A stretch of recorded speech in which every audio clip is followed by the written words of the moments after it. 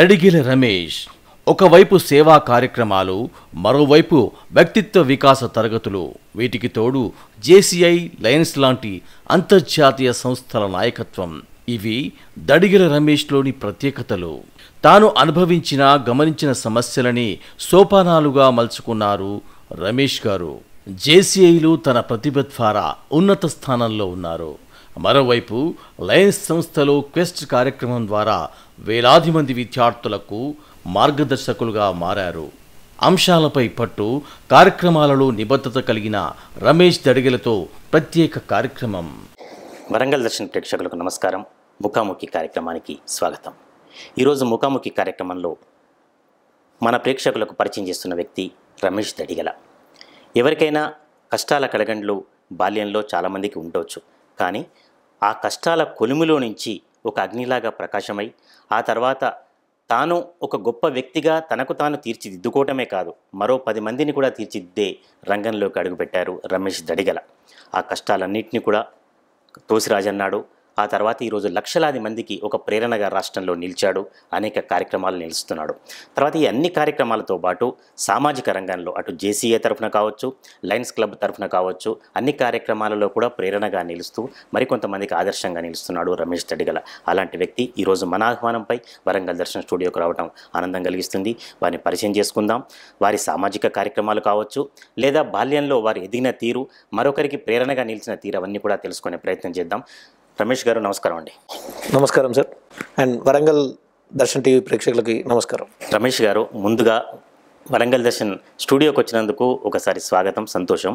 అయితే మిగతా వాళ్ళకి ఇంటర్వ్యూ, మీ ఇంటర్వ్యూ ఖచ్చితంగా తేడా ఉంటుంది. ఎందుకంటే మీరే ఒక 10 మందికి బోధకులుగా ఉన్నారు, వేలాది మందికి ప్రేరకులుగా ఉన్నారు, తర్వాత ఒక సైకాలజిస్ట్. నిజంగా మీ ముందు మాట్లాడాలంటే ఏదైనా ఇబ్బందే.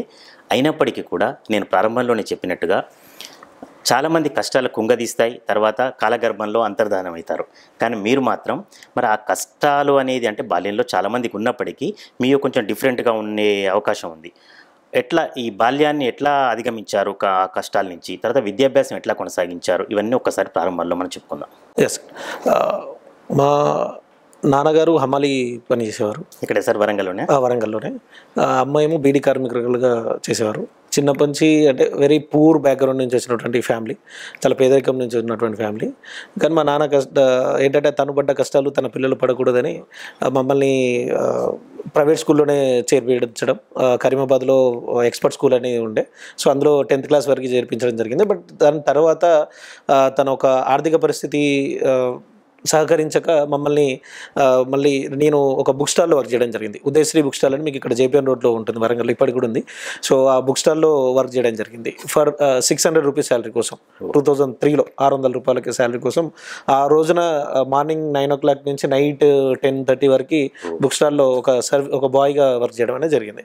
సో అలా వర్క్ చేస్తున్న క్రమంలో వెళ్తున్నప్పుడు ఏంటంటే నాకు చిన్నప్పటి నుంచి ఎలా ఉండే అంటే లైఫ్లో ఒక మంచి పొజిషన్లో ఎదగాలి, ఒక మంచి పొజిషన్కి వెళ్ళాలి, ఇలా అంటే నార్మల్గా వర్క్ చేయడం కాకుండా ఒక మంచి పొజిషన్లో అలా ఉండాలి అనేది ఒక చిన్నప్పటి నుంచి ఒక కోరిక ఉండేది.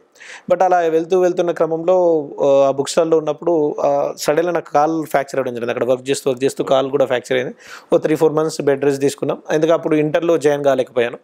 ఇలా ఒక 1 year జరుగుతూ ఉంది, అలానే వర్క్ చేస్తున్నాను. బట్ లైఫ్లో నాకు ఏదో తక్కువ అనిపిస్తుంది, ఇంకా ఏదో చేయాలి, ఇంకేదైనా సాధించాలి అని. అప్పుడు డిస్టెన్స్ ఎడ్యుకేషన్లో జాయిన్ అవ్వడం జరిగింది. BA HPP తీసుకొని ఇక్కడ ASM కాలేజ్ ఉంటుంది. సో అందులో సండే కాలేజ్, ఎందుకంటే మండే టు సాటర్డే వరకు ఈ బుక్ స్టాల్లో వర్క్ చేస్తూ ఆదివారం రోజున వెళ్ళి కాలేజీలో చదువుకోవడం రావడం అనేది దానికోసం అనేది SDLCలో జాయిన్ అవ్వడం జరిగింది. సో అలా జాయిన్ అవుతూ చేస్తున్న క్రమంలో అక్కడ కొందరు మిత్రులు పరిచయం అవ్వడం, వాళ్ళతో మాట్లాడుతున్న క్రమంలో వాళ్ళని 1-2 సందర్భాల్లో అడగడం జరిగింది. అంటే వాళ్ళు రెగ్యులర్, ఇప్పుడు నేనంటేనేమో వర్క్ చేస్తూ ఇలా చదువుకుంటున్నాం, బట్ వాళ్ళ యొక్క రెగ్యులర్ యాక్టివిటీస్ ఏంటిదని అడగడం జరిగింది. అడిగినప్పుడు 1-2 చెప్పారు మేము కంప్యూటర్ నేర్చుకుంటున్నాము ఇలా అని చెప్పేసి, DTP అని నేర్చుకుంటాం. నాకు కూడా అనిపించింది, అరే నేను కూడా కంప్యూటర్ నేర్చుకుంటే నాకు కూడా ఈ యొక్క ఎడ్యుకేషన్కి ఈ కంప్యూటర్ నేర్చుకోవడానికి కొంచెం బాగుంటుంది. అప్పుడు ఆ టైంలో కంప్యూటర్ అనేది చాలా స్టార్టింగ్ పొజిషన్ ఉండే 2003లో, ఆల్మోస్ట్ ఒక 20 years బ్యాక్. సో అది చేసుకుంటే అలా బాగుంటుందనే ఉద్దేశంలో నేను వెళ్ళి మా ఓనర్ ఎవరైతే ఉన్నారో Uday Shankar sir very supportive చేసి ఉండే. తను వెళ్ళి సార్ ఇట్లా నేను ఇట్లా DTP నేర్చుకుందాం అనుకుంటున్నా అంటే సరే ఓకే అని అన్నారు. ఆఫ్టర్నూన్ టైంలో లంచ్ టైంలో ఏదైతే నాకు 1 hour టైం ఉంటుందో 5 minutesలో ఫాస్ట్గా లంచ్ చేసేసి ఒక 1 hour టైం అక్కడికి వెళ్ళి నేను నేర్చుకునేవాడిని. బట్ అక్కడికి వెళ్ళినప్పుడు అక్కడ వాళ్ళు నాకు ఒక విషయం చెప్పడం ఏంటంటే డీటీపీ నేర్చుకునేటప్పుడు మీకు టైప్ అనేది రావాల్సి ఉండాలి అని. సో టైప్ రావాలి అంటే మళ్ళీ ఇప్పుడు పర్మిషన్ ఆల్రెడీ అడిగామన్నారు, మళ్ళీ ఇంకా టైం లేదు. అక్కడ దగ్గరలో ఉన్నటువంటి గిర్మాజ్పేటలో దగ్గర ఉన్నటువంటి ఒక టైప్ ఇన్స్టిట్యూట్కి వెళ్ళి మాట్లాడి మార్నింగ్ 7 o'clockకి 7 to 8 స్లాట్ బుక్ చేసుకొని మార్నింగ్ నేను ఇంటి దగ్గర నుంచి రావడం 5 o'clock ఇట్లా లేచి రెడీ అయ్యి లంచ్ బాక్స్ పెట్టుకొని రావడము. అక్కడ టైప్ ఇన్స్టిట్యూట్లో 1 hour నేర్చుకున్న తర్వాత నెక్స్ట్ ఇమ్మీడియట్గా మళ్ళీ బుక్ స్టాల్కి రావడం, అందులో మళ్ళీ ఆఫ్టర్నూన్ వెళ్ళి డీటీపీ నేర్చుకోవడానికి వెళ్ళడం రావడం. సో ఇలా ప్రాసెస్ జరుగుతుంది. ఎలా ఉండేసారు అప్పుడు అంటే ఇంట్రెస్ట్ నాకు బైస్కిల్ మీదనే ఉండేది. అప్పుడు సైకిల్ మీద ఉండే సైకిల్ చేస్తూ కూడా మార్నింగ్ టైప్ రైటింగ్ చెప్తుంటారు కదా ASDF. సో ఏదన్నా నేమ్ చూస్తే బోర్డు మీద ఇట్లా వెళ్ళేటప్పుడు ఏదైనా నేమ్ చూస్తే ఆ నేమ్ని ఇలా టైప్ చేయడం అనేది ఇలా అలా చేస్తూ అంత టైప్ హయ్యర్ కూడా నేను పాస్ అవ్వడం జరిగింది. బ్రెయిన్ లిఫ్ట్ దాంట్లో చేస్తూ అలా చేస్తూ మా ఒక ఓనర్ సార్ ఏమన్నారంటే, రమేష్ నువ్వు డీటీపీ నేర్చుకోవడం వల్ల మనకు అకౌంట్స్ ఆఫీసర్ కావాలి, అకౌంట్స్ నేర్చుకుంటే బాగుంటుంది, నువ్వు టాలీ లాగా నేర్చుకో, అది హెల్ప్ఫుల్ అవుతుంది కదా అని. నాకు కూడా అనిపించింది, సరే ఓకే నాకు కూడా శాలరీ ఇంక్రీజ్ అవుతుంది, బాగుంటుంది, దెన్ ఈ ఒక బుక్ సర్వీస్లో కాకుండా ఇలా కూడా చేయొచ్చు కదా అని. దెన్ నేను అప్పుడు I'm not BCom graduate, but నాకు ఆలోచన లేదు, నేను BA-HPP కదా, నేను బీకామ్ గ్రాడ్యుయేట్ కాదు, ఎలా కోర్స్ నేర్చుకోవాలి నాకు ఆలోచన లేదు. ఇక్కడ నాకు పని దొరుకుతుంది, నేను నేర్చుకోవాలి అకౌంట్. వెళ్ళి అది అక్కడ సత్యం ఇన్స్టిట్యూట్ యాక్చువల్లీ. సో ఇక్కడ మీకు సత్యం ఇన్స్టిట్యూట్ ఉంది, అక్కడ అప్పుడు ఎక్కువగా అదే ఫేమస్ ఉండే, అందులో ఉండే. సో అకౌంట్స్ నేర్చుకోవడం స్టార్ట్ చేసాం. సో అక్కడ అలా అయిపోయిన తర్వాత ఎగ్జామ్ కండక్ట్ చేస్తున్నారు. ఆ ఎగ్జామ్ కండక్ట్ చేసినప్పుడు ఆల్మోస్ట్ ఒక 50 members చేస్తే I'm the top second. First వచ్చేసింది ఎంకామ్ గ్రాడ్యుయేట్ తను, సెకండ్ నేను. I'm very BA-HPP graduate, Telugu medium background నుంచి వచ్చి ఆ రోజు అక్కడ రావడం జరిగింది. బట్ కొన్ని అనివార్య కారణం వల్ల అక్కడ నుంచి మళ్ళీ లైఫ్ అనేది కొంచెం ఆ బుక్ స్టాల్ నుంచి బయటికి రావడం, వేరే రేషన్ కార్డ్ ఆఫీసర్గా చేయడం. దాని తర్వాత అలా అక్కడ చేస్తున్నప్పుడు ఆ క్రమంలో పాలకుర్తిలో రేషన్ కార్డ్ ఆఫీసర్గా చేస్తూ పాలకుర్తి మండలం మొత్తంలో అన్ని విలేజ్కి వెళ్ళడము, రేషన్ కార్డ్స్ ఇవ్వడము, అక్కడే స్టే చేయడం జరిగింది. అలా చేస్తున్న క్రమంలో అక్కడ ఒక మిత్రుడు పరిచయం అయ్యాడు. వాళ్ళ సిస్టర్ ఉండి తను ఇలా కాదు లైఫ్లో ఇంకా ఎదగాలంటే ఆటో క్యాడ్ అనేది నేర్చుకుంటే బాగుంటుంది అని సిస్టంలో కంప్యూటర్లో. సో క్యాడ్ ఇంజనీర్ అక్కడ ఎంత ఉంటుంది శాలరీ అంటే మీరు సౌదీకి వెళ్ళడము లేదు ఇక్కడ వెళ్తే మినిమం 20,000 వస్తుంది. అప్పుడు 20,000 అంటే చాలా ఎక్కువ, 2004-5 ఆ టైంలో. సో అప్పుడు క్యాడ్ అనేది ఎవరు నేర్చుకోవాలి అంటే యాక్చువల్గా డిప్లొమా గ్రాడ్యుయేట్స్ కానీ లేకపోతే బీటెక్ గ్రాడ్యుయేట్స్. అప్పుడు కూడా ఆలోచన లేదు నాకు. దెన్ అక్కడి నుంచి వచ్చేసి మళ్ళీ సేమ్ అదే మనకు తెలిసిన సత్యం ఇన్స్టిట్యూట్ కాబట్టి అందులో మార్నింగ్ 8 o'clock స్టార్ట్ చేస్తే ఈవినింగ్ 4 o'clock వరకు ఇన్స్టిట్యూట్లో ఉండేది. ఏదైతే క్యాడ్ నేర్పిస్తారో దాని మీదనే కంప్లీట్గా ఫోకస్గా పెట్టి నేర్చుకోవడం. 3.5 months అయిపోయిన తర్వాత దెన్ అగైన్ ఇక్కడ ఎగ్జామ్ రాసి పాస్ అయిన తర్వాత హైదరాబాద్కి ఇంటర్వ్యూస్కి వెళ్ళడం జరిగింది. 15 members వెళ్తే అందులో ఒక 2 members సెలెక్ట్ అయ్యాం.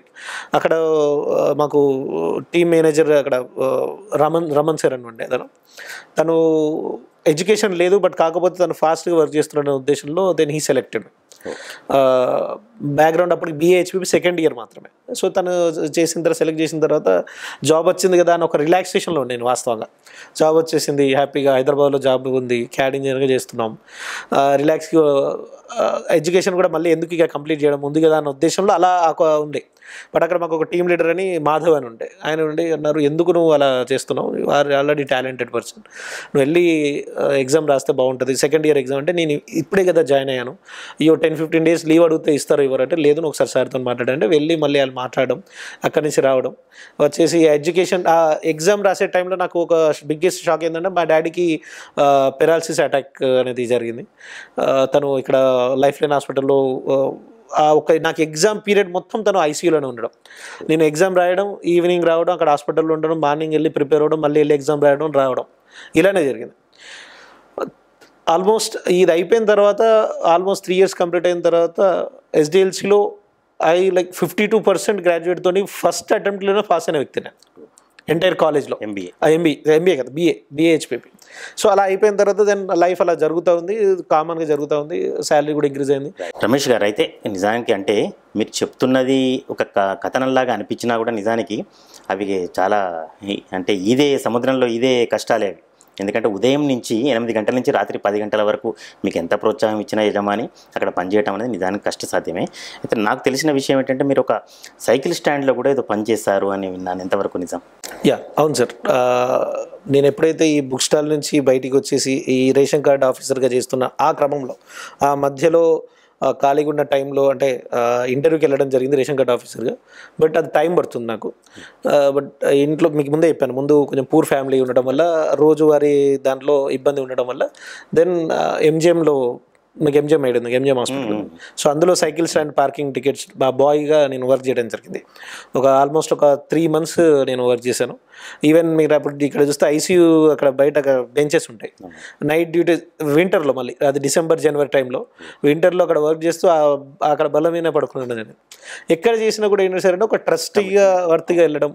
ఓనర్ అప్పుడు రమేష్ అని ఒక పర్సన్ ఉండే ఆయన, అంటే అంతకుముందు వర్క్ చేసిన వాళ్ళకి నాకు వర్క్ చేసిన డిఫరెన్స్ ఏంటంటే ఎక్కువ కలెక్షన్స్ అనేది ఇవ్వడం జరుగుతూ ఉండే.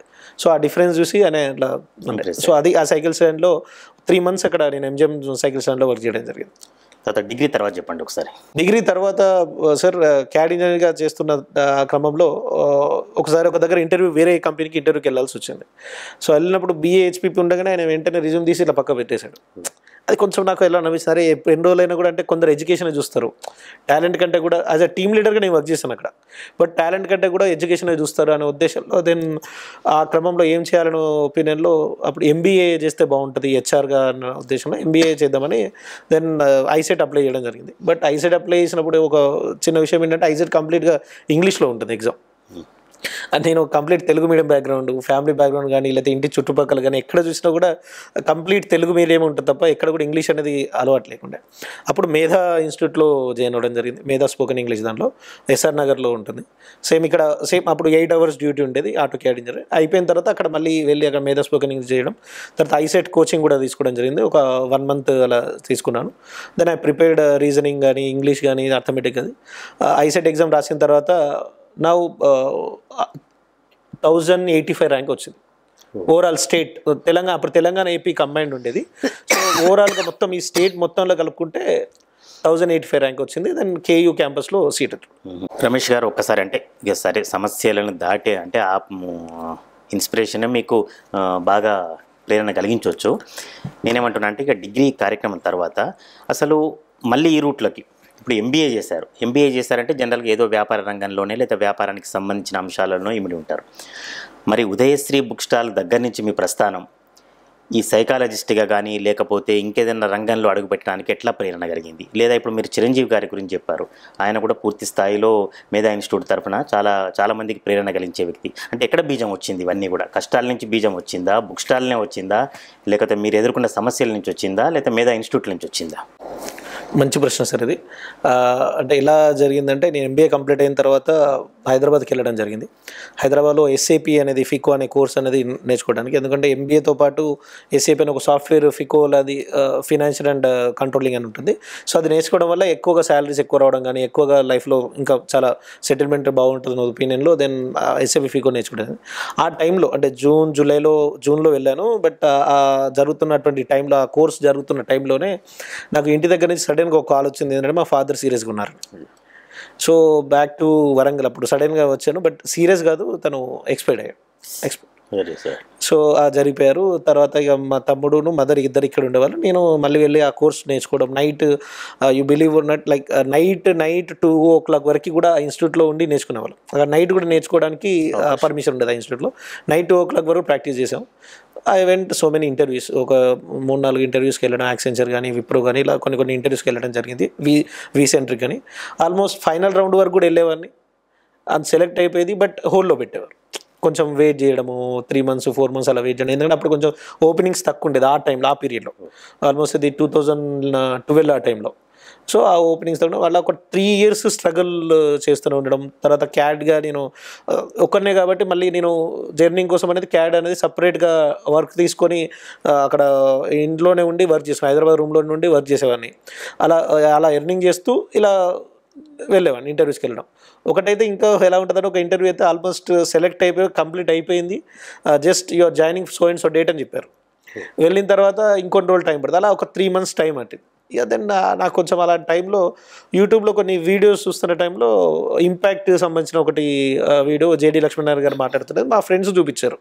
ఇలా ఉందని చెప్తున్నప్పుడు నాకు యాక్చువల్గా ఏంటంటే ఈ యొక్క బీజం ఎప్పుడు పడిందంటే మేధా స్పోకెన్ ఇంగ్లీష్ వెళ్ళడం జరిగిందని చెప్పారు. అక్కడ స్పోకెన్ ఇంగ్లీష్తో పాటుగా పర్సనాలిటీ డెవలప్మెంట్ క్లాస్ కూడా చెప్పేవారు ఎవ్రీ సాటర్డే సండే. సో అది చెప్తున్న టైంలో నాకు ఎక్కడో చిన్న కోరిక కలిగింది 2009లో. అరే నేను కూడా ఇలా అవుతే బాగుండు అని. బట్ ఇక తర్వాత నేను ఎంబీఏ అనడము, తర్వాత ఎస్సీఏపీ, తర్వాత ఇవన్నీ జరగడం వల్ల నేను దాన్ని ఎక్కడో అది మర్చిపోయినట్టు అయిపోయింది. బట్ ఇంపాక్ట్ అది ఒక 3 days ఉందంటే ఒకసారి వెళ్దాము అనే ఉద్దేశంలో నేను వెళ్ళడం జరిగింది. December 22nd, 23rd, 24th, 2013 ఆ టైంలో వెళ్ళాను. వెళ్ళిన తర్వాత అక్కడ ఉన్నప్పుడు ఫస్ట్ ఆల్మోస్ట్ ఆ 3 daysలో ఒక 52 మంది ట్రైనర్లు అక్కడ ఈచ్ 1 hour ఒక ట్రైనింగ్ ఇవ్వడం జరిగింది. నిజంగా గంప గారికి కృతజ్ఞత ఉంటాను ఈ విషయంలో. ఆ స్టార్టింగ్లో ఏంటంటే ఒక ట్రైనర్ చెప్పడం జరిగింది, ఐడెంటిఫై యువర్ స్కిల్స్ అనేది ఒక వర్డ్ వచ్చింది. దెన్ నేను అప్పుడు ఆలోచించడం మొదలు పెడుతున్నాను. ఆ సెషన్ జరుగుతుంది, ఆలోచిస్తాను నా స్కిల్స్ ఏంటిది అసలు. నేను ఎంబీఏ అని వెళ్తున్నాను, ఆటో క్యాడ్ వెళ్ళాను, లేదా ఇలా చేశాను, అసలు నా స్కిల్ ఏంటిది, నేను ఏం చేయగలుగుతాను. అప్పుడు నాకు నేను మాట్లాడుకొని చేసుకున్న తర్వాత నా స్కిల్ ఏంటిదంటే నేను మాట్లాడగలుగుతాను, స్టేజ్ మీద చెప్పగలుగుతాను, కొందరిని మోటివేట్ చేయగలుగుతాను. ఎందుకోసం అంటే నా ఫ్రెండ్స్ కూడా నేను చాలా సందర్భాల్లో వాళ్ళకి చదువు విషయంలో కానీ వేరే విషయాలు కానీ మోటివేట్ చేసినప్పుడు వాళ్ళు బాగా చదువుకోవడం జరిగింది. వాళ్ళు కూడా చెప్పడం జరిగింది, అంటే మీరు ఇలా చెప్తున్నప్పుడు నాకు బాగా ఎక్కడి నుంచో ఉత్తేజం వస్తుందని చెప్పడం జరిగింది. ఆ మాటలు ఇవన్నీ గుర్తొచ్చి అలా గుర్తొచ్చి నేను కూడా ఎందుకు ట్రైనర్ అవ్వద్దు అని. ఆ రోజున ఏ ట్రైనర్ ఏం చెప్తున్నారు, ఎలా చెప్తున్నారు, ఎవరు ఎక్కువగా అట్రాక్ట్ చేస్తున్నారు, ఎవరు ఎక్కువగా మోటివేట్ చేస్తున్నారు, వాళ్ళు ఉన్నటువంటి గుణాలు ఏంటిది ఏంటంటే నేను ఒక నోట్ రెడీ చేసుకొని దెన్ కొందరు ట్రైనర్లు, ఆ రోజు వచ్చినటువంటి ట్రైనర్లు కొందరు మెసేజ్ పెట్టడం జరిగింది, కొందరి దగ్గరికి వెళ్ళి కలవడం కూడా జరిగింది. గంపస్ అని కలవడము, బాలచంద్ర సుంకు అని వీళ్ళని కలవడం జరిగింది. కలిసి మిగతా ఇంకిద్దరు ముగ్గురు దగ్గర కలిసాను, వాళ్ళు కొన్ని టిప్స్ ఇవ్వడం జరిగింది. సో అలా దెన్ నా ప్రస్థానం అనేది మోటివేషనల్ ట్రైనర్గా చేయడం జరిగింది. అంటే నాకు సందేహం, ప్రశ్న ఏమిటంటే రమేష్ గారు, మీరు ప్రారంభంలో ఒక స్ఫూర్తిదాయకులైన ప్రసంగాలు విన్నారు, చిరంజీవి గారు కావచ్చు, ఇంకా ఎవరైనా కావచ్చు, కంపా నాగేశ్వరరావు గారు కావచ్చు. ఆ సమయంలో ఎవరైనా కూడా ఏం చేస్తామంటే మనలో ఆలోచన విధానాన్ని, మన అలవాట్లను మార్చుకుంటాం. కానీ మీరు అలవాట్లను, ఆలోచన విధానాన్ని మార్చుకోవటమే కాకుండా చాలా షార్ట్ టైంలో మీరే ఒకరికి నేర్పే దానిలోకి వచ్చారు. అంటే ప్రారంభంలో అనుకున్నారా నేను ఖచ్చితంగా మోటివేటర్ కావాలనుకున్నారా, లేకపోతే వాళ్ళతో స్ఫూర్తి పొందాలనుకున్నారా? ఫస్ట్ అంటే అలా వాళ్ళు చెప్తున్నప్పుడు నాలో తెలియని ఉత్తేజం, నేను ఇంకొంచెం అంటే అప్పటికి ఉన్న దాంట్లో ఇంకా మనం ఎలా మారగలుగుతాం, ఇంకా ఎలా మనం ఇంకా బెటర్మెంట్ చేసుకోగలుగుతాం అనేది చాలా ఉండే సార్. అండ్ ఇంపాక్ట్లో ఉన్నటువంటి అన్ని 50 ట్రైనర్స్ చెప్పేదాన్ని చూసినప్పుడు అరే చాలా అద్భుతంగా ఉంది కదా ఇది ఇంకా గ్రామాన కానీ ఇంకా చాలామంది కూడా వెళ్ళట్లేదు. నాలాగా ఎంతోమంది స్ట్రగుల్ అయి ఉన్నారు, కొందరు మాత్రమే అవ్వగలుగుతున్నారు, లైఫ్లో సక్సెస్ కాగలుగుతున్నారు, ఇంకా మిగతా చాలామంది కూడా కావాలేకపోతున్నారు అనే ఒక దానితోటి నాలాగా ఎంతోమంది ఉన్నారు కదా, వాళ్ళకు కూడా మనం మోటివేట్ చేయగలగాలి, వాళ్ళని కూడా ఒక తీసుకురావాలి. అప్పుడు నాకు ఆల్రెడీ వేరే ఒక బిజినెస్ ఉండేది, ఆ బిజినెస్ స్టార్ట్ చేస్తూ దాంతోపాటుగా దీన్ని ఒక లాగా పెట్టుకొని, ఎందుకంటే అందరూ కూడా ముందుకు రావాలనే ఉద్దేశంలో మనం దాంట్లోకి రావడం. సార్ ఒకసారి మీ నుంచి సైకాలజీ రంగంలోకి వద్దాము.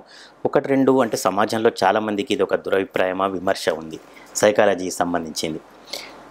బహుశా మోటివేటర్లు ఎక్కువ కావటం వల్లనేమో ఎక్కువ ఒక భయభ్రాంతులకు గురి చేస్తున్నారనే ఫీలింగ్ బాగా ఉంది. తర్వాత ఇన్ని రకాలుగా అంటే అంత ఇన్స్పిరేషను ఆ స్థాయిలో కలగజేసినప్పుడు ఉండే ఉత్తేజం తర్వాత ఉండటం లేదు, ఎందుకు కారణం? మీరు ఒక సైకాలజిస్ట్గా చెప్పండి. సార్ మీరు చెప్పింది చాలా 100% కరెక్ట్. అది ఎందుకోసం అంటే విన్నప్పుడు ఇలా ఉత్తేజం వస్తుంది, నేను కూడా చేయాలని. ఈ మధ్య మీరు చూస్తే కొన్ని యూట్యూబ్లలో కూడా కొంచెం తోటి అలా డిఫరెంట్ వచ్చినప్పుడు చేయాలనిపిస్తుంది. కొన్ని ఇలా క్లాసెస్ విన్నప్పుడు ఒక 1-2 hours ప్రసంగం విన్నప్పుడు, ఎంతో ఉత్తేజమైన ప్రసంగం విన్నప్పుడు ఓకే చేయాలనిపిస్తుంది. మోటివేషనల్ స్పీకింగ్ అనే క్లాసెస్ ఎలా ఉంటాయి అంటే సైకిల్ ట్యూబ్లో గాలి కొట్టినట్టు. సింపుల్గా చెప్పాలి, సైకిల్ ట్యూబ్లో గాలి కొడితే ఎలా ఉంటుంది, 1 week ఉంటుంది, మెల్లిమెల్లిగా రోజు ఇంత దిగుతూ ఉంటుంది. సేమ్ అలానే రోజుకు దిగుతూ ఉంటుంది. మనం ఓన్గా మోటివేషన్ చేసుకోవాలి, first number point. And second, ఇక్కడ చాలామందికి అర్థం కావాల్సిన విషయం ఏంటంటే స్పీకర్కి ట్రైనర్కి చాలా తేడా ఉంటుంది. మోటివేషనల్ స్పీకింగ్కి ట్రైనింగ్కి చాలా డిఫరెన్స్ ఉంటుంది. ఒక 1 hour 2 hours మాట్లాడేదాన్ని మోటివేషనల్ స్పీకింగ్ అంటాం. కంప్లీట్గా ఒక ట్రైనింగ్ ఎలిమెంట్స్ ఇస్తూ, కొన్ని ఇన్పుట్స్ ఇస్తూ, అక్కడే వాళ్ళ ద్వారా అవుట్పుట్ చేయడము, ఒక 30 మంది 40 మంది మాత్రమే ఉంచి వాళ్ళలో ఆ ట్రాన్స్ఫర్మేషన్ తీసుకురావడం. మోటివేషన్ అనేది చేంజ్ అవుతుంది, ట్రైనింగ్ అనేది ట్రాన్స్ఫర్మేషన్ అవుతుంది. ఇది డిఫరెన్స్ ఉంటుంది ఎప్పుడైనా ట్రైనర్కి స్పీకర్కి ఉన్నటువంటి డిఫరెన్స్. ఇంకొక విషయం కూడా ఏంటంటే చేంజ్ అంటే ఒక పర్సన్ ఈ రోజున ఒక టైం టేబుల్ పెట్టుకొని, షెడ్యూల్ పెట్టుకొని ఒక 1 month 2 months ఉండడం, 2 months తర్వాత మళ్ళీ మారిపోవడం. ట్రాన్స్ఫర్మేషన్ అనేది ఒక క్యాటర్ పిల్లర్ బటర్ఫ్లైగా మారుతుంది. ఒక గొంగలి పురుగు సీతాకోక చిలుకగా మారుతుంది. మళ్ళీ ఆ సీతాకోక చిలుక మళ్ళీ గొంగలి పురుగు కాలేదు, మళ్ళీ ఆ బటర్ఫ్లై మళ్ళీ క్యాటర్ పిల్లర్ కాలేదు, ఎంతైనా దట్ ఈస్ కాల్డ్ ట్రాన్స్ఫర్మేషన్. ఆ ట్రాన్స్ఫర్మేషన్ అనేది ట్రైనింగ్స్ ద్వారా అవుతుంది. అది మెయిన్గా డిఫరెన్స్ మీరు అడిగిన దానికి. మీరు అడిగిన రెండో ప్రశ్న సార్, సైకాలజిస్టులు భయభ్రాంతులకి గురి చేయడము, లేదంటే వేరే డిఫరెంట్ పేర్లు, ఏదో డిఫరెంట్ పేర్లు పెట్టడం, తెలియని పేర్లు. ఇప్పుడు ఈ మధ్యలో మూవీస్లో కూడా మీరు చూస్తున్నారు కొన్ని ఏదో ఒక పేరు, అంటే ఏదో ఒక ఈ థెరపీ అని, లేదంటే ఈ సిండ్రోమ్ అని, ఏదో ఒక వాటికి డిఫరెంట్ సిండ్రోమ్స్ అనే పేరు పెట్టడము, లేకపోతే ఓటీటీ లాగా అంటే ఓవర్గా థింక్ చేయడం కానీ, ఇలా డిఫరెంట్ దాని నేమ్స్ పెడుతున్నారు. యాక్చువల్లీ ఈ టర్మినాలజీ ఉంది, వాటిని ఇంగ్లీష్లో అంటారు కాబట్టి మనకు డిఫరెంట్గా తెలియదు కాబట్టి ఏదో అరే ఇది ఏదో డిఫరెంట్గా అనిపిస్తూ ఉంటుంది అంతే. దాని ప్రాబ్లం ఏందో చెప్పడం జరుగుతూ ఉంటుంది అంతే. మెయిన్గా సార్ అంటే నా ఒపీనియన్లో నేను అబ్జర్వేషన్ చేస్తున్న టైంలో ఎక్కువ కౌన్సిలింగ్ చేయడం కానీ, భార్యాభర్తల కౌన్సిలింగ్ కానీ, లేదా స్టూడెంట్స్ కౌన్సిలింగ్ కానీ, ఎక్కువ ఈ సూసైడ్ కేసెస్ కౌన్సిలింగ్ కానీ ఇవి చేస్తున్నప్పుడు మాకు అర్థమైన విషయం ఏంటంటే, ఒకప్పుడు మనము ఎక్కువగా ఏంటంటే ఉమ్మడి కుటుంబాలు అనేది ఉండేది, జాయింట్ ఫ్యామిలీస్ ఉండేది. జాయింట్ ఫ్యామిలీస్ ఉన్నప్పుడు ఒక రిలేషన్ అనేది మెయింటైన్ చేయడం, అట్లీస్ట్ జాయింట్ ఫ్యామిలీ అంత పెద్దగా కాకపోయినా కూడా అమ్మ నాన్న ప్లస్ వీళ్ళు అందరూ తాత నానమ్మ అందరూ ఒక దగ్గర ఉండేవాళ్ళు. ఇప్పుడు అది చాలా వరకు తగ్గిపోయింది. ఆ టైంలో ఎలా ఉండేదంటే, ఫర్ ఎగ్జాంపుల్ ఫాదర్ ఒక విషయంలో కోపడుతున్నాడు, లేదా అమ్మ కోపడుతుంది, వెంటనే ఆ పిల్లోడికి నానమ్మనో తాతయ్యనో వచ్చి అక్కడ ఆపేవారు. లేదు ఒకవేళ నాన్న కోపడితే వెళ్ళి వాళ్ళు ఏడ్చుతున్నప్పుడు తాతమ్మనో నానమ్మనో లేకపోతే ఎవరో ఒకరు వెళ్ళి ఓదార్చేవాళ్ళు ఏం జరుగుతుంది అని. ఇంకా కొంచెం ముందడుగేస్తే కొంచెం జాయింట్ ఫ్యామిలీస్ ఉన్నప్పుడు బాబాయ్ వాళ్ళు ఉండేవాళ్ళు. ఒకవేళ ఒక పర్సన్ ఈ మధ్య చూస్తున్నాం ప్రతి చిన్నదానికి సూసైడ్ చేసుకోండి. దానికి ఎలా అవుతుందంటే ఇదే, అంటే ఒక పంచుకోవడానికి కరెక్ట్గా పంచుకోవడానికి ఒక కమ్యూనికేషన్ లేకపోవడం, మెయిన్ పాయింట్ కమ్యూనికేషన్ సరిగ్గా లేకపోవడం. దాంట్లో ఇంకొక విషయం ఏంటంటే, ఒక లవ్ ఫెయిల్యూర్ ఒక అబ్బాయి ఉన్నాడు, ఒక టీనేజ్ వ్యక్తి లవ్ ఫెయిల్యూర్ అబ్బాయి ఉన్నారు. తను ఎవరికి చెప్పుకోవాలో తెలియక సూసైడ్ అనేది ఎక్కువ చూస్తున్నాం. బట్ ఆ పర్సన్ జాయింట్ ఫ్యామిలీస్ ఉన్నప్పుడు ఏం జరిగేది, దిగాలుగా ఉండేవాడు. ఎందుకు ఉన్నారు వీళ్ళు అనేది వాళ్ళ తాతమ్మ అడిగినా, లేదా నానమ్మ అడిగినా, ఎవరు అడిగినా, వాళ్ళ తాతయ్య అడిగినా, ఎవరు అడిగినా చెప్పేవాళ్ళు కదా. వాళ్ళు ఆ ఏజ్ గ్రూప్లో ఒక బాబాయ్ ఉండేవారు. ఆయన వెళ్ళి అక్కడ కూర్చొని ఏం జరుగుతుందన్న, ఏమైంది, ఎందుకు డల్గున్నావు అంటే ఆ బాబాయ్తో షేర్ చేసుకున్నాడు. అప్పుడు ఆయన చెప్పారు, అరే ఇదే ఉందిరా, నా ఏజ్లో ఉన్నప్పుడు నేను కూడా ఇంతకుముందు చాలా ఉండేరా బాబు, అవన్నీ తక్కువ అని చెప్పేసి ఆయన ఆ టైప్లో చెప్పడం వల్ల ఇట్ ఈజ్ కాల్ కౌన్సిలింగ్ అంటే ఇది ఇంకా పెద్ద ఎక్కడదో ఏమి ఉండదు సార్.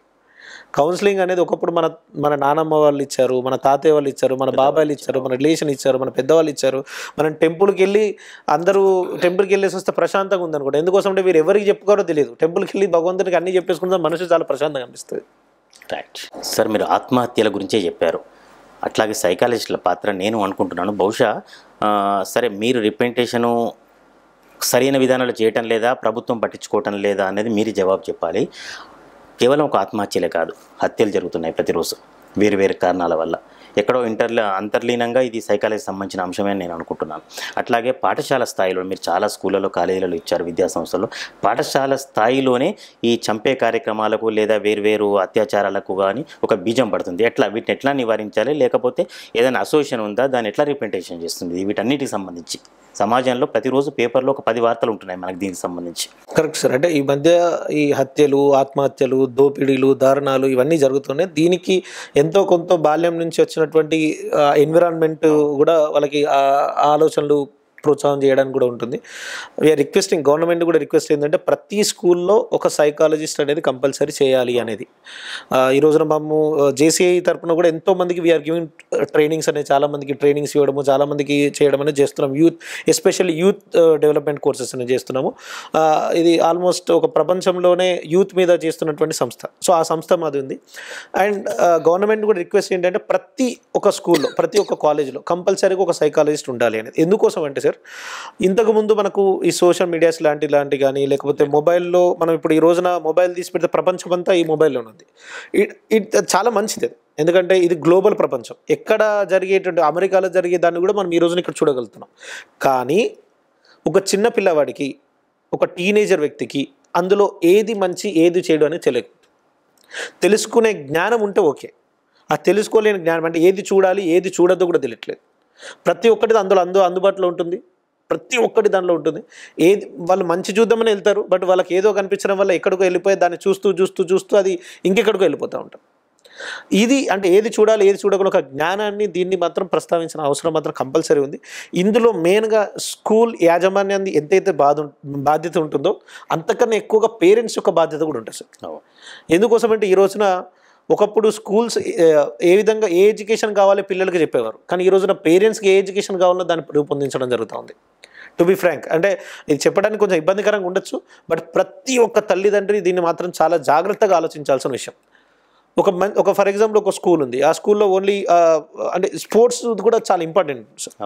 చిన్నప్పటి నుంచి ఆ స్పోర్ట్స్లో వెళ్ళినప్పుడు ఆడినప్పుడు గెలవడము ఓటమి గెలుపు అనేది ఒక అర్థమైపోతుంది, ఒక స్పిరిట్ వస్తుంది. మెయిన్గా ఎక్కువగా ఇవన్నీ జరగడానికి ఎందుకు సార్, మనిషికున్న జెలసీ దగ్గర నుంచి వచ్చి ఇప్పుడు రామాయణం ఇంత జరిగిందంటే బికాజ్ ఒక జెలసీ, ఒక ఈగో, తను కామెంట్ చేసిందని తీసుకోలేకపోవడము, ఎవరినో కామెంట్ చేసింది తీసుకోవడం, ఒక జెలసీ ద్వారా వచ్చినటువంటి పెద్దగా జరిగినటువంటిది. ఈవెన్ మహాభారతం కూడా కురుక్షేత్రం జరిగింది ఎందుకోసం అంటే ద్రౌపది నవ్వడం వల్ల దాన్ని తీసుకోవడం. ఈ యొక్క వాటి మీద అడ్రస్ చేయడం అనేది చాలా ఇంపార్టెంట్ ఈ రోజున. అటువంటి ఇవన్నీ కూడా స్పోర్ట్స్లో ఏమవుతుందంటే స్పోర్ట్స్ మెన్షిప్ అంటాం, ఎప్పుడైనా స్పోర్ట్స్ స్పిరిట్ అంటాం. స్పోర్ట్స్ స్పిరిట్ ఏంటంటే వాళ్ళు ఓడిపోయినా కూడా వెంటనే మళ్ళీ నెక్స్ట్ గేమ్కి వెళ్ళిపోతూ ఉంటారు. అంటే గెలుపోవటం అంటే అర్థమైపోతుంది. దానివల్ల ఎగ్జామ్లో ఫెయిల్ అయినా పాస్ అయినా లేదా ఇంకోటి ఏమైనా కూడా దాన్ని వాళ్ళ రిసీవ్ చేసుకునే గుణాన్ని చిన్నప్పటి నుంచి అలవాటు పరుస్తారు. కొన్ని స్కూల్స్ ఉన్నాయి వాళ్ళు స్పోర్ట్స్ చెప్తూ ఉన్నారు, బట్ అక్కడ నేను ఎస్పెషల్ అబ్జర్వేషన్ చేస్తున్న విషయం ఏంటంటే పేరెంట్స్ వచ్చి ఇదేందుకు సార్ స్పోర్ట్స్ అనవసరం తీసేసేయండి, మా అబ్బాయికి ఐఐటి నేర్పించండి, లేదా మా అబ్బాయికి నీట్ చెప్పించండి. చిన్నప్పటి నుంచే వాళ్ళకి సెకండ్ క్లాస్ థర్డ్ క్లాస్ నుంచే వాళ్ళకి ఎప్పుడో ఇంటర్ సెకండ్ ఇయర్లో లేదా ఎక్కడో జరగాల్సినటువంటి వాటికి కూడా చిన్నప్పటి నుంచే కోచింగ్ అనేది ఇప్పించండి. టైం వేస్ట్ కాకూడదు, మొత్తం ఇది ఉండదు. దానివల్ల కంప్లీట్ ఆయన అక్కడికే ఉండిపోవడం వల్ల లోక జ్ఞానం అనేది తక్కువైపోతుంది పిల్లలకి. At the same time family values తెలియట్లేదు. ఎట్ ది సేమ్ టైం అసలు ఏం జరుగుతుంది లోకంలో అనేది కూడా ఆ జ్ఞానం అనేది కూడా లేకపోతుంది, గెలిపోవటం కూడా లేకపోతుంది. ఇది మెయిన్గా. రైట్ సార్, మీరు చేస్తున్న లేదా జేసీఏ కావచ్చు, లయన్స్ క్లబ్ లాంటి ఆర్గనైజేషన్లకు వెళ్ళబోయే ముందు దీనికి సంబంధించిన సైకాలజీకి సంబంధించిన ఒక 2 ప్రశ్నలకు మళ్ళీ వెళ్దాం. నేనేమంటున్నా అంటే పాఠశాలలో విద్యా సంస్థల్లో సరే ఎంకరేజ్ చేయటం లేదు, ప్రభుత్వానికి మీరు ఏదైనా అసోసియేషన్ గానా వ్యక్తిగతంగానా లేకపోతే ఈ సైకాలజీ డిగ్రీ ఉన్న వాళ్ళు కావచ్చు లేదా దీనిలో అనుభవం ఉన్న వాళ్ళు కావచ్చు వేరు రంగాల్లో లీగల్గా ప్రభుత్వం నియమించినప్పుడు ఎందుకు ఫోర్స్ చేయటం లేదు? ఎక్కడ ఈ బీజం ఎక్కడైతే పాఠశాల స్థాయిలోనే పిల్లలకు ఇబ్బంది జరుగుతుందో దాన్ని నివారించడానికి ఎలాంటి ప్రయత్నాలు చేస్తున్నారు? ఒక గ్రూప్గా కావచ్చు, వ్యక్తిగతంగా కావచ్చు, ఎలాంటి రిప్రజెంటేషన్ ఇస్తున్నారు గవర్నమెంట్కు? ఇది ఆల్రెడీ గత 2 సంవత్సరాల ముందే రిప్రజెంటేషన్ అనేది వెళ్ళింది సార్ గవర్నమెంట్కి. రిప్రజెంటేషన్ కూడా ఇవ్వడం జరిగింది. ఆ టైంలో కూడా చేద్దామనే టైంలో అంటే ప్రతి కాలేజ్లో కంపల్సరీగా ఒక సైకాలజిస్ట్ ఉండాలి, ఒక కౌన్సిలర్ ఉండాలి, కౌన్సిలింగ్ పరంగా ఉండాలి అనేది ఒక ఆర్టికల్ కూడా ప్రముఖ వార్తాపత్రికలు కూడా ఒక ఆర్టికల్ కూడా రావడం జరిగింది. సో గవర్నమెంట్ కూడా దాని పరంగా కూడా ఆలోచన చేస్తూ ఉన్నారు. బట్ తర్వాత పాండమిక్ రావడము ఈ ఒక 1-2 ఇయర్స్లో మొత్తం ఇవన్నీ జరగడం జరిగింది. బట్ మళ్ళీ ఒకసారి కూడా సైకాలజీ ఫోరం తరఫున అందరి తరఫున కూడా మేము తీసుకెళ్ళి కంపల్సరీ కూడా మళ్ళీ ఒక రిప్రజెంటేషన్ కూడా ఇవ్వడం జరుగుతుంది. ఎందుకంటే ఈ రోజున సైకాలజిస్ట్ ఒక ప్రాముఖ్యత ఎంత ఉంది స్కూల్ లెవెల్లో కానీ కాలేజ్ లెవెల్లో కానీ అనేది దాని మీద మేము ఆ రిప్రజెంటేషన్ కూడా వెరీ సూన్ మేము గవర్నమెంట్ కూడా ఇస్తాం. రైట్. రమేష్ గారు, ఇంకొకటి చెప్పండి. మీరు అంటే చాలా నాకు తెలిసినంత వరకు ఎక్కువ ప్రభుత్వ పాఠశాలలో కూడా ఈ కౌన్సిలింగ్ తరగతులు నిర్వహించారు, ఏదో శిక్షణా తరగతులు కూడా నిర్వహించారు. మీరు మర్చిపోలేని సంఘటన కావచ్చు, లేదా అనుభవం కావచ్చు, లేదా గ్రామీణ ప్రాంతాలకు వెళ్ళినప్పుడు మీరు చేస్తున్నది కౌన్సిలింగ్ అని మీకు తెలిసినప్పటికీ వాళ్ళకి తెలిసే అవకాశం లేదు. దానికంటే మీరు ఎదుర్కొన్న అనుభవాలు చెప్పండి. అక్కడ గ్రామీణ ప్రాంతాల్లో కావచ్చు, స్కూల్స్లలో కావచ్చు, లేకపోతే ఇంకా వాళ్ళకి కావాల్సింది ఏందో మీకు అర్థమైంది, ఏమర్థమైంది? సార్ ఇది గవర్నమెంటా, ప్రైవేటా, లేదా గ్రామీణమా, అర్బనా, ఇలా ఇవన్నీ కాకుండా జనరల్గా మేము ఎక్కువగా అబ్జర్వేషన్ చేసింది ఏంటంటే ఒక అటాచ్మెంట్ అనేది పిల్లలకి పేరెంట్స్ మధ్యలో కొంచెం అటాచ్మెంట్ అనేది కొంచెం మిస్ అవుతూ ఉంది. ఓకే, అది చాలా ఇంపార్టెంట్ ఈ రోజున. ఎందుకోసం అంటే మొన్న ఈ మధ్యలో ఒక న్యూస్ చదవడం జరిగింది.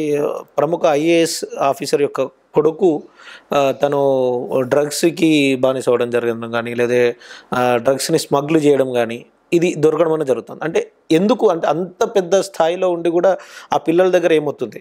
ఇప్పుడున్నటువంటి ఈ 21st సెంచరీలో ఇప్పుడున్నటువంటి జనరేషన్ దాంట్లో ఏం చేస్తున్నారంటే హస్బెండ్ అండ్ వైఫ్ ఇద్దరు పనిచేయాలి, పని చేస్తేనే మనకు అవుతున్న ఉద్దేశంలో వీళ్ళు ఎక్కువ టైం ఆఫీస్లో స్పెండ్ చేయడం జరుగుతూ ఉంటుంది. బట్ పిల్లలతో టైం స్పెండ్ చేయడం అనేది జరగట్లేదు. వాళ్ళు ఏమనుకుంటున్నారంటే మేము మా పిల్లవాడిని ఇంటర్నేషనల్ స్కూల్లో జాయిన్ చేయించాము, మా పిల్లవాడిని ఇంత మంచి ఎడ్యుకేషన్ ఇప్పిస్తున్నాము, మార్నింగ్ నుంచి ఈవినింగ్ వరకు అక్కడే ఉంటున్నారు, తర్వాత మళ్ళీ స్టడీ అవర్స్ ఇవన్నీ ఉంటున్నాయి అనే ఉద్దేశంలో ఉంటుంది. బట్ ఒక పర్సనల్ అటాచ్మెంట్ అనేది మిస్ అవుతుంది, ఒక హ్యూమన్ రిలేషన్ వాల్యూ అనేది మిస్ అవుతుంది. వాళ్ళ పిల్లవాడికి ఏదైనా ప్రాబ్లం ఉంటే షేర్ చేసుకోవడానికి ఎవరు ఉండట్లేదు.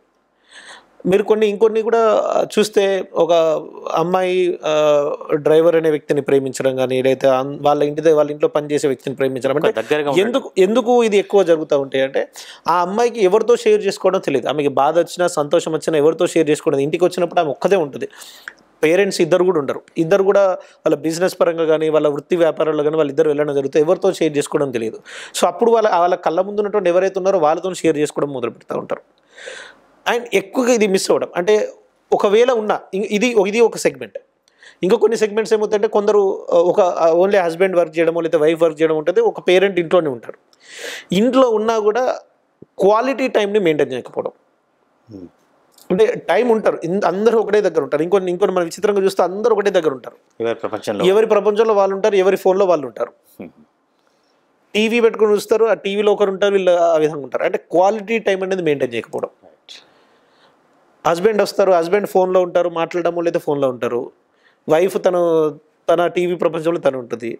పాప తన ల్యాప్టాప్ పట్టుకొని తన నెట్లో ఏం బ్రౌజ్ చేస్తుంది, ఎక్కడికి వెళ్తుంది, ఏ ఫేస్బుక్కా, వాట్సాపా, లేదా యూట్యూబా, లేదా ఇంకా వేరే ఛానల్లా, లేదా దాంట్లో ఇంకా వేరే విధంగా వెతుకుతున్నారా, ఎలా వెళ్తున్నారో కూడా ఆ ఒక కంట్రోలింగ్ అనేది, ఆ ఒక అబ్జర్వేషన్ అనేది ఉండకపోవడం. ఇంకొందరైతే పిల్లలు వాళ్ళు చదువుకోవడానికి కొంచెం మధ్యతరగతి కుటుంబంలో, పేదరిక కుటుంబంలో ఒకటే రూమ్ ఉండడం అలా జరుగుతూ ఉంటుంది. వాళ్ళ ఇంటికి వచ్చిన తర్వాత ఎంతో చదువుకోవాలని ఒక కోరికతో వస్తారు. వీళ్ళ పేరెంట్స్ కూడా చదువుకోండి అని చెప్తారు. అక్కడ టీవీ ఆన్ చేసి టీవీ ఛానల్స్ పెడతారు, అందులో సీరియల్సో లేకపోతే రియాలిటీ షోనో లేకపోతే ఇంకోటో పెడతా ఉంటారు. అది వీళ్ళకి ఆ డిస్టర్బెన్స్ అని వస్తుంది. వాళ్ళు అక్కడి నుంచి వేరే దగ్గరికి వెళ్ళలేరు, వాళ్ళు బుక్స్ పక్క పెట్టి వాళ్ళు కూడా చూడడం మొదలు పెడతా ఉంటారు. ఎప్పుడు కూడా పిల్లవాడికి the first role model parents, either father లేదా మదర్, ఏ రూపంలో అయినా మనం ఏదైతే చేస్తున్నామో అది చూసే వాళ్ళు నేర్చుకుంటారు. రైట్. ఎట్లా దీని పరిష్కారం ఎట్లా? దానికి సొల్యూషన్ ఒకటే సార్, అంటే ఇంటికి వచ్చేసిన తర్వాత డైలీ ఒక 1 hour 1.5 hour ఒక క్వాలిటీ టైం. అంటే మీరు మొత్తం రోజులో చూస్తే మీరు అంత సరిపోతుందా అంటే మీరు అంత టైం కూడా స్పెండ్ చేయట్లేదు ఫ్యామిలీతోటి. క్వాలిటీ టైం, ఆ క్వాలిటీ టైంలో ఏంటంటే TV off, mobile switch off or silence, no social media, nothing, అన్నీ పక్క పెట్టి. అంటే ఓల్డ్ డేస్లో మనం ఏ విధంగా ఉండేవాళ్ళం, ఈ ప్రపంచంలో దాదాపు ఒక 20 సంవత్సరాల క్రితం మనం ఏ విధంగా ఉండేవాళ్ళం ఇంటికి వస్తే, అలాంటి ప్రపంచంలో ఒక 1.5 hour అది డిన్నర్ చేయడము, కలిసి కూర్చొని డిన్నర్ చేయడము, బ్రేక్ఫాస్ట్ చేయడము, డిన్నర్ చేస్తూ సాయంత్రం అలా కూర్చొని పిచ్చాపాటిగా మాట్లాడుకోవడము. ఈరోజు వాళ్ళ స్కూల్లో ఏం జరిగింది, వాళ్ళ టీచర్ ఏం చెప్పారు, వాళ్ళ ఫ్రెండ్స్ దగ్గర నుంచి ఏం నేర్చుకున్నారు, కొత్త విషయాలు ఏం నేర్చుకున్నారు, వీళ్ళకి ఆఫీస్లో ఏం జరిగింది, వీళ్ళకి వచ్చినటువంటి ఛాలెంజెస్ ఏంటి, దాన్ని వీళ్ళు ఎలా ఓవర్కమ్ చేశారు. ఇలా ఆ పిల్లలతో కనుక టైం షేర్ చేయడం, ఎంతసేపు చదువు అనే కాకుండా ఇలాంటి వాల్యూస్, ఇటువంటి విలువల్ని నేర్పించడం వల్ల పిల్లలు ఒక ఆత్మస్థైర్యాన్ని, ఒక కాన్ఫిడెన్స్ని నింపిన వాళ్ళం అవుతాం. రేపొద్దున ప్రతి దాన్ని కూడా వాళ్ళు ఓవర్కమ్ చేసేటువంటి జరుగుతుంది. ఎందుకంటే సార్ మీరు ఈ రోజున గూగుల్ చేస్తే మీకు దొరకందంటే ఏది లేదు, ప్రతి ఇన్ఫర్మేషన్ గూగుల్లో ఉంటుంది, కానీ వాల్యూస్ మాత్రం దొరకట్లేదు. హ్యూమన్ రిలేషన్స్కి వాల్యూ ఇవ్వడం దొరకట్లేదు. అవి కావాలంటే మాత్రం ఖచ్చితంగా పేరెంట్స్ ఉంటుంది. And at the same time టీచర్ల బాధ్యత కూడా ఉంటుంది, స్కూల్ యాజమాన్యాల బాధ్యత కూడా. ఒక 1 hour ఒక కరికులం లాగా ఇది పెట్టుకుంటే కూడా బాగుంటుంది. అంటే ఎడ్యుకేషన్ పరంగా చెప్తున్నారు ఓకే, బట్ ఒక 1 hour ఒక రిలేషన్స్ చేయించడం కానీ, లేకపోతే మదర్స్ డే ఫాదర్స్ డే వచ్చినప్పుడు వాళ్ళని స్కూల్కి పిలిపించి వాళ్ళతోటి ఫాదర్స్కి మదర్స్కి కొన్ని స్కూళ్ళలో చూస్తున్నాను నేను, అలాంటిది చేయించడం వల్ల ఇంకా ఎక్కువగా విలువలను మనం పెంపొందించడం వల్ల అవుతుంది. ఏది ప్రస్తుత సమాజంలో సాధ్యపడటం లేదో, అన్ని అనర్థాలకు మూలవుతుందో దాని గురించే బాగా చెప్పారు. ఖచ్చితంగా మీ మాటలు కొందరిలోనైనా కనువిప్పు కలిగిస్తాయని నేను కూడా ఆశిస్తున్నాను యాజ్ ఏ ఒక ప్రతినిధిగా. దాంతోపాటు రమేష్ గారు చెప్పండి, మీరు వ్యక్తిగతంగా కూడా ఈ కార్యక్రమాలతో పాటు లయన్స్ క్లబ్లో కానీ జేసీఏలో కానీ చాలా అంటే ఒక మంచి పొజిషన్లో ఉన్నారు, వాటి గురించి కొద్దిగా చెప్పండి. జూనియర్ ఛాంబర్ ఆఫ్ ఇంటర్నేషనల్, మరి దానికి ఒక రాష్ట్రంలో ప్రముఖ స్థానాలు ఉన్నారు, దాని తరఫున ఏం చేస్తున్నారు, దాని తర్వాత లయన్స్ క్లబ్ కార్యక్రమాల్లో ఎట్లా ఇన్వాల్వ్ అవుతున్నారు? జేసీఐ అంటే జూనియర్ ఛాంబర్ ఇంటర్నేషనల్ దాదాపుగా 107 సంవత్సరాల క్రితం యుఎస్లో హెన్రీ గిసెంబర్గ్ అని ఒక పర్సన్ తను దీన్ని స్టార్ట్ చేయడం జరిగింది. లయన్స్ క్లబ్ కంటే ముందు, అన్ని ఆర్గనైజేషన్స్ కంటే ముందు, ఇది ఫౌండేషన్ ఎన్జిఓ అంటారు దీన్ని, జేసీఐని. అందరికంటే ముందు స్టార్ట్ చేయడం జరిగింది. అప్పుడు ఒక యూత్ ఆర్గనైజేషన్గా చేయడం జరిగింది. అలా అవుతూ ఇప్పుడు దాదాపుగా 120 దేశాల కంటే ఎక్కువ, 120+ కంట్రీస్లో ఈ రోజున జేసీఐ ఆర్గనైజేషన్ అనేది ఉంది. మెయిన్గా దీంట్లో వర్క్ చేయడం ఏంటి సార్ అంటే 3 సెగ్మెంట్స్గా మనం వర్క్ చేస్తున్నాం. జూనియర్ జేసీస్ అంటాం. జూనియర్ జేసీస్ అంటే చిన్నపిల్లల నుంచి 18 years వరకే, అండ్ 18 to 40 years వాళ్ళకి. మెయిన్ జేసీ యొక్క మెయిన్ క్రక్స్ ఏంటిదంటే, మెయిన్ మూలం ఏంటంటే 18 to 40 years ఓకే, వీళ్ళకు అనేది చేయడం జరుగుతుంది. తర్వాత ఈ మధ్యలో మళ్ళీ దాన్ని మనం ఎస్ఎంఏ అనేది కూడా ఒకటి తీసుకురావడం జరిగింది 40 above వాళ్ళకి కూడా. సో దీంట్లో ఏంటంటే ఇప్పుడు జూనియర్ జేసీస్ అనే క్రమంలో ఏం చేస్తారు సార్ అంటే వీళ్ళకి ట్రైనింగ్స్ ఇవ్వడం. ట్రైనింగ్స్ పరంగా ఇప్పుడు జాస్మిన్ అండ్ కుమార్ అనే ఒక ట్రైనింగ్స్ అనేది ఉంటాయి. సో వీటి పరంగా దాంట్లో ట్రైనింగ్ ఇవ్వడం జరుగుతుంది పిల్లలకి. జాస్మిన్ నుంచి కుమార్కి వెళ్ళడం అంటే టైం మేనేజ్మెంట్ గురించి కానీ, లేదా కాన్ఫిడెన్స్ స్కిల్స్ కానీ, మెమరీ స్కిల్స్ కానీ, డిఫరెంట్ మీద అండ్ డిసిషన్ మేకింగ్ పవర్ కానీ, and power of sub conscious mind కానీ, పాజిటివ్ థింకింగ్ కానీ, ఇలా డిఫరెంట్ టాపిక్స్ మీద వాళ్ళకి ట్రైనింగ్ ఇవ్వడం జరుగుతుంది. జాస్మిన్ అండ్ కుమార్ ఇది ఒక సర్వీస్ మాత్రమే చేయడం.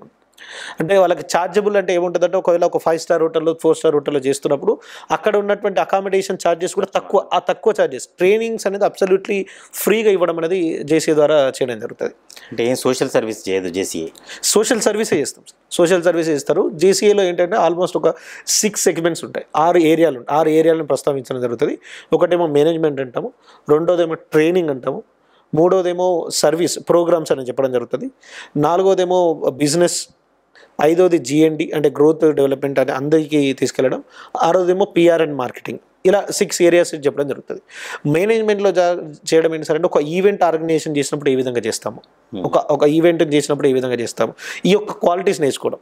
మీరు జేసీఏకి సంబంధించినటువంటి ఏ పర్సన్ అయినా తీసుకోండి, ఒక్క పర్సన్ ఒక కంప్లీట్ ఒక పెద్ద మ్యారేజ్ అయినా కూడా ఈజీగా చిటికెలో చేసేటటువంటి క్వాలిటీస్ వస్తాయి. పర్ఫెక్ట్. ఆ ఒక లీడర్షిప్ క్వాలిటీస్ కూడా ఇందులో రావడం జరుగుతుంది. ట్రైనింగ్స్ పరంగా కూడా ఆల్మోస్ట్ మీరు చూస్తే ఒక లీడర్షిప్ మీద ఎక్కువగా ఫోకస్ చేయడం జరుగుతూ ఉంటుంది. ఒక నలంద అని ఒక ప్రోగ్రామ్ చేస్తాం మేము ఎవ్రీ ఇయర్, ఒక ప్రీమియం ట్రైనింగ్ అంటారు. ఇండియా మొత్తంలో ఇండియా మొత్తంలో ఆల్మోస్ట్ ఇప్పటికీ ఒక 25 జోన్స్ అంటాం, అంటే 25 స్టేట్స్ లాగా 25 జోన్స్ అంటాం. ఈ జోన్స్లో ఉన్నటువంటి ప్రతినిధులకి ఒక 100 మెంబర్స్ వస్తారు. వాళ్ళకి ఒక 3.5 డే 4 డేస్ ట్రైనింగ్ ఉంటుంది. ఇదే ట్రైనింగ్ మీరు వేరే ఇంటర్నేషనల్ ట్రైనింగ్స్లో వెళ్ళినప్పుడు సేమ్ క్వాలిటీ ట్రైనింగ్స్ ఉంటాయి. Almost they will charge 4 lakhs rupees. ఇక్కడ ట్రైనింగ్ అనేది అబ్సల్యూట్లీ ఫ్రీ. ఓన్లీ ఒక అకామిడేషన్ ఛార్జెస్ మాత్రమే ఛార్జ్ చేయడం జరుగుతుంది అంతే. అది కూడా ఒక 5 స్టార్ హోటల్లో 400 డేస్కి ఒక 15,000 అనేది వెరీ లెస్ అమౌంట్ అనేది ఛార్జ్ చేయడం జరుగుతూ ఉంటుంది. సో అలాంటి ట్రైనింగ్స్ అనేది ఇక్కడ ఇవ్వడం జరుగుతుంది. ఇదే కాకుండా లీడర్షిప్ వైజ్గా కూడా మనము ఎంతోమంది లీడర్స్ ఇందులో నుంచి ప్రొడ్యూస్ అవ్వడం జరిగింది. ప్రపంచం మొత్తంలో చాలా గొప్ప లీడర్స్ని జేసీఏ నుంచి డెవలప్. అండ్ ట్రైనర్స్ కూడా, ట్రైనింగ్ ల్యాడర్స్ కూడా ఏంటిదంటే మెయిన్గా ఆర్ట్ ఆఫ్ స్పీకింగ్ మీద, ఎఫెక్టివ్ పబ్లిక్ స్పీకింగ్, ఒక 2 days కంటిన్యూషన్ ట్రైనింగ్ అనేది ఇవ్వడం జరుగుతుంది. అంటే మీరు చెప్పినట్లుగా జేసీఏలో నుంచి ఎక్కువగా మనకంటే లీడర్షిప్గా పేరు తెచ్చిన వాళ్ళు ఎంత ఉన్నారు, భవిష్యత్తులో ఇప్పుడు మీరు జీసీఏకు స్టేట్ లీడర్గా ఉన్నారు కాబట్టి దాని భవిష్యత్తు కార్యాచరణ ఏమిటి మీకు? జేసీఏ నుంచి ప్రొడ్యూస్ అయిన leaders John F Kennedy, US America మాజీ president, and Bill Clinton, George Bush, and Kofi Annan. ఈ రోజున రాజస్థాన్ నుంచి వచ్చినటువంటి అశోక్ గెహ్లట్, చీఫ్ మినిస్టర్. ఆయన కూడా ఒకప్పుడు జేసీలో ప్రెసిడెంట్గా చేసిన అతను. దీని నుంచి లీడర్షిప్ క్వాలిటీస్ నేర్చుకోవడం జరిగింది. అండ్ ఈ రోజున ప్రమోద్ ఎవరైతే మన గోవా సీఎం ఉన్నారో, ప్రెసిడెంట్ సీఎం, తను కూడా జేసీలో 2007లో ఒక చాప్టర్కి ప్రెసిడెంట్గా వర్క్ చేసిన అతను. సో ఇలాంటి లీడర్స్ని ఎంతోమందిని క్రియేట్ చేయడం కాకుండా ఇందులో బిజినెస్ పరంగా కూడా ఎంతోమంది ఎంటర్ప్రీనర్స్ కూడా, అది గోద్రేజ్ ఆయన కూడా ఇందులో నుంచి వచ్చిన వాళ్ళే. ఎందుకోసం అంటే ఈ రోజు 21st centuryలో మెయిన్ నెట్వర్క్ అనేది చాలా ఇంపార్టెంట్. ఈ రీసెంట్లీ లాస్ట్ ఇయర్ మనము జేకామ్ అనేది ఒక క్రియేట్ చేయడం జరిగింది. బిజినెస్ వాళ్ళకి ఎక్కువగా బిజినెస్ నెట్వర్క్స్ రావడం, వాళ్ళు అక్కడ కూర్చోడిన తర్వాత ఒక టేబుల్స్ అనేవి క్రియేట్ చేయడం జరుగుతుంది. వాళ్ళ యొక్క బిజినెస్లో ఏమున్నాయి వాళ్ళందరూ కూడా దాని యొక్క పబ్లిసిటీ చేసుకోవడము, దాని ద్వారా వాళ్ళకి ఎక్కువగా బిజినెస్ అనేది రావడం, ఎంతోమంది గొప్ప ఎంటర్ప్రీనర్స్ కూడా రెడీ చేయడం, దానికి బిజినెస్ సంబంధించిన ట్రైనింగ్స్ కూడా ఇవ్వడం జరుగుతుంది. సేమ్ ఇంతకుముందు చెప్పినట్టుగా లీడర్షిప్ క్వాలిటీస్ ఏ విధంగా ట్రైనింగ్ ఉందో అదేవిధంగా ఏబుల్ అనేది ఒకటి ట్రైనింగ్ కూడా జరుగుతుంది.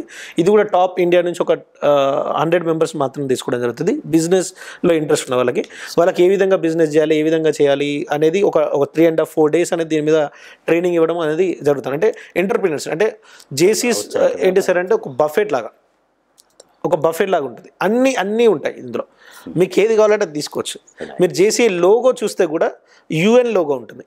అంటే వీఆర్ వర్కింగ్ ఆన్ యుఎన్ఎస్డిజి అంటే సర్వీస్ ప్రోగ్రామ్స్ కూడా ఎలా చేస్తారంటే, ఈ రోజున 2016లో గవర్నమెంట్ స్వచ్ఛ భారత్ అనేది చేయడం జరిగింది. బట్ బిఫోర్ దానికంటే ముందు 2014 JCA India announce that clean India project. And 2016లో మనకి నేషనల్ లెవెల్ టాలెంట్ ఎగ్జామ్స్ అనేది పూర్ చిల్డ్రన్కి స్కాలర్షిప్ అమౌంట్ ఇవ్వడం జరుగుతుంది. జేసీఏ 2004లోని ఇది స్టార్ట్ చేయడం జరిగింది. ఇప్పటికి కూడా నేషనల్ లెవెల్లో టాలెంట్ ఎగ్జామ్ అనేది కండక్ట్ చేసి పూర్ చిల్డ్రన్ ఎడ్యుకేషన్ ఎవరైతే ఉంటారో, పూర్ పిల్లలు ఎవరైతే ఉంటారో వాళ్ళకి, పేదవాళ్ళకి వాళ్ళ ఎడ్యుకేషన్ కోసం స్కాలర్షిప్ అనేది 2500 to 5000 రూపీస్ అనేది ప్రతి పిల్లవాడికి ఇవ్వడం జరుగుతుంది. ఆల్మోస్ట్ ఒక కొన్ని కోట్ల రూపాయలు అనేది మేము దీని ద్వారా డిస్ట్రిబ్యూషన్ చేయడం జరుగుతుంది every year. And permanent projects మీద ఎక్కువగా పర్మనెంట్ ప్రాజెక్ట్స్ మీద వర్క్ చేయడం జరుగుతుంది. యుఎన్ఎస్డిజి ఫోకస్గా అంటే వాటర్ ప్రాజెక్ట్స్ ఎవరికైనా లేకపోతే, లేదా హార్వెస్ట్ పిట్స్ కానీ, లేదంటే గ్రీనరీ మీద కానీ, గ్రీన్ పార్క్ మీద కానీ, ఒక స్కూల్ని అడాప్ట్ చేసుకొని దాన్ని కంప్లీట్గా చేంజ్ చేయడం కానీ, ఇలాంటి సస్టైనబుల్ ప్రాజెక్ట్స్ మీద ఎక్కువగా మనం అది వర్క్ చేస్తాం. అంటే అన్ని ఏరియాలో సొసైటీలో అన్ని ఏరియాలో. అంటే ఇంకోటి కూడా మేము ఎలా బిలీవ్ చేస్తారు సార్ అంటే, జేసీస్ ఒక పర్సన్ ఇంట్లో ఉన్నంత వరకు ఇంటిలోనే, ఆ పర్సన్ బయట అడుగు పెడితే అతనే సొసైటీ. సో ఇండివిజువల్ డెవలప్మెంట్ చేస్తే ఆటోమేటిక్గా సొసైటీ డెవలప్మెంట్ అవుతుంది. దాని మీద ఎక్కువగా బిలీవ్ చేస్తూ చేయడం. ఈ ఇయర్ జోన్ 12 అని అంటాము, మన ఒక తెలంగాణ ప్లస్ కొంచెం పార్ట్ కర్ణాటక కూడా వస్తుంది. సో దీనికి నేను జోన్ ప్రెసిడెంట్గా అంటే స్టేట్ లీడర్గా ఉండడం జరిగింది. ఈ రోజున ఎక్కువగా మారుమూల ప్రాంతాలకు కూడా జేసీఏని విస్తరిస్తున్నాము.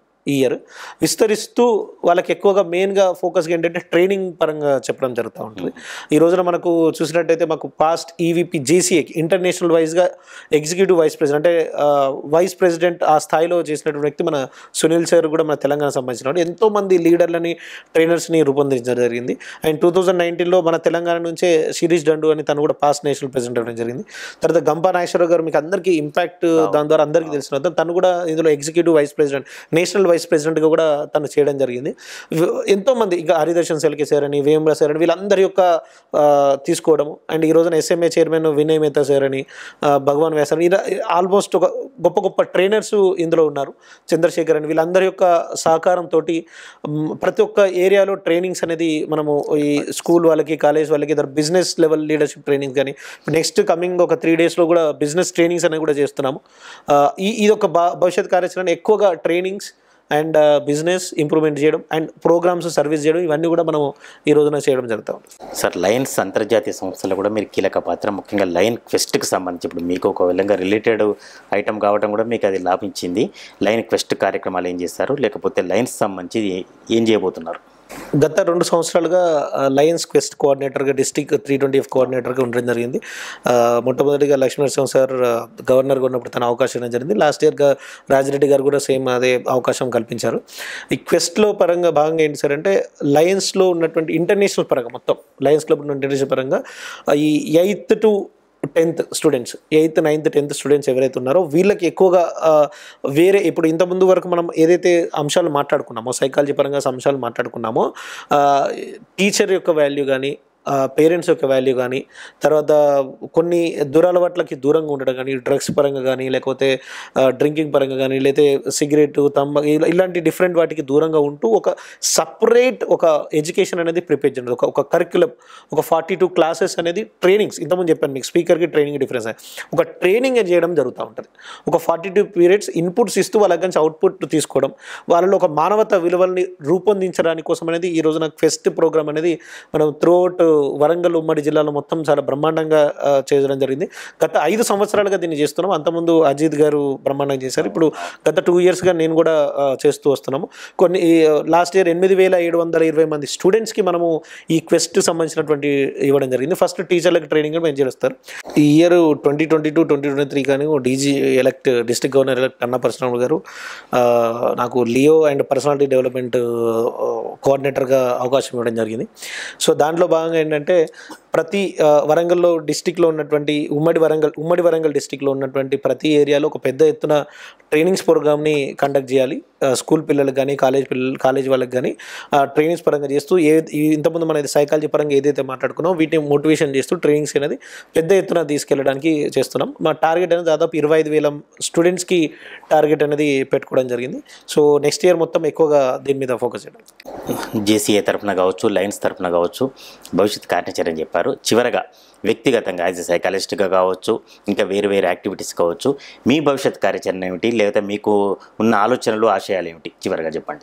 నా భవిష్యత్ కార్యాచరణ అంటే ఎక్కువగా ట్రైనింగ్ పరంగా తీసుకెళ్ళడం కానీ, ఒక సైకాలజీ సెంటర్ మన వరంగల్లోనే ఒకటి పెట్టడం ఆల్రెడీ ఉంది. బట్ దాన్ని ఇంకో పెద్ద ఎత్తున దాన్ని చేస్తూ అందరికీ అందుబాటులో ఉండే విధంగా, స్టూడెంట్స్కి కానీ, పేరెంట్స్కి కానీ, భార్యాభర్తల విషయంలో కానీ, తర్వాత సేల్స్ అండ్ మార్కెటింగ్లో కూడా అంటే ఎక్కువగా చాలామంది దీంట్లో సేల్స్లో మార్కెటింగ్లో ఇబ్బంది పడుతూ ఉంటారు.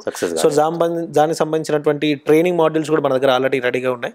సో కొన్ని ఇంతకుముందు కూడా కొన్ని రియల్ ఎస్టేట్ కంపెనీస్ కానీ, కొన్ని ఏజెంట్స్, ఎల్ఐసి ఏజెంట్స్ వాళ్ళకి కానీ, లేకపోతే దీని ఇన్సూరెన్స్ ఏజెంట్స్, కొన్ని మార్కెటింగ్ కంపెనీ వాళ్ళకి కూడా మనం రెగ్యులర్గా ట్రైనింగ్ చేస్తూ ఉన్నాం.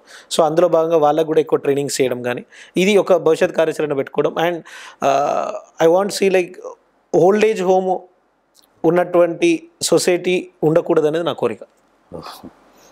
ఓల్డ్ ఏజ్ హోమ్స్ ఉండకూడదు, అలాంటి ఒక సొసైటీని నిర్మించాలి, అలాంటి సొసైటీలో ఒక చేంజెస్ తీసుకురావాలి. ఎందుకోసం అంటే ఈ రోజున మనల్ని చూసే పిల్లలు నేర్చుకుంటారు.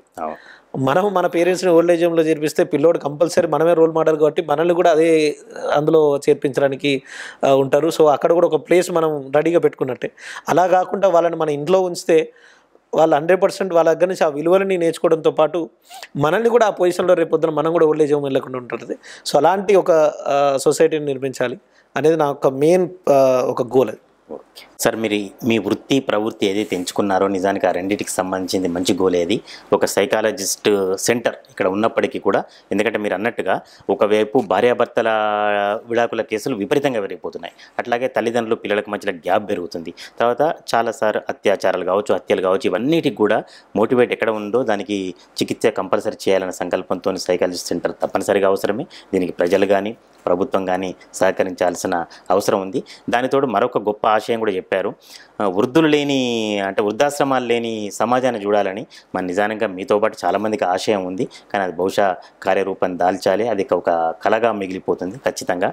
ఈరోజు ఒక మంచి ఆలోచనలు చెప్పినందుకు, భవిష్యత్తులో చేయబోయే కార్యక్రమాలు వివరించినందుకు, ఈరోజు మా వరంగల్ దర్శన్ స్టూడియోకి వచ్చినందుకు మరొకసారి మీకు రమేష్ దడిగల గారు ధన్యవాదాలు తెలియజేస్తూ థ్యాంక్ యూ సార్.